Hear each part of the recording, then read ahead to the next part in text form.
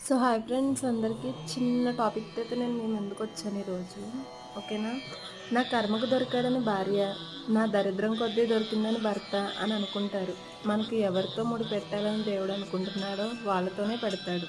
బహుశా ఆమెను అతడు తప్ప ఇంకెవరు భరించలేరేమో, అతడికి ఆమె తప్ప ఇంకెవరు ప్రేమించలేరేమో, మనకేం కావాలో మనకే తెలియదు. కానీ ఆ దేవుడికి అన్నీ తెలుసు. ఎవరికి ఏమివ్వాలో, ఏదిస్తే బాగుంటారో అదే ఇస్తారు.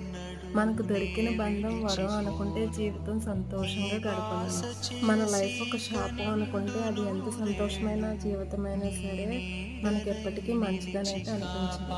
లైఫ్ ఎప్పుడు మనకు నచ్చినట్టయితే ఉండదు కదా! ఉన్న లైఫ్‌ని మనకి నచ్చినట్టయితే మార్చుకోవాలి. సో, నాకు తెలిసిందైతే ఇది. నా ఈ చిన్న షార్ట్ అయితే మీకు నచ్చితే కనుక చిన్న లైక్ చేయండి, షేర్ చేయండి, సబ్స్క్రైబ్ అయితే చేసుకోండి. కొత్తగా చూసేవాళ్ళైతే మన ఛానల్‌ని సబ్స్క్రైబ్ చేసుకోండి. ఉంటాను మరి.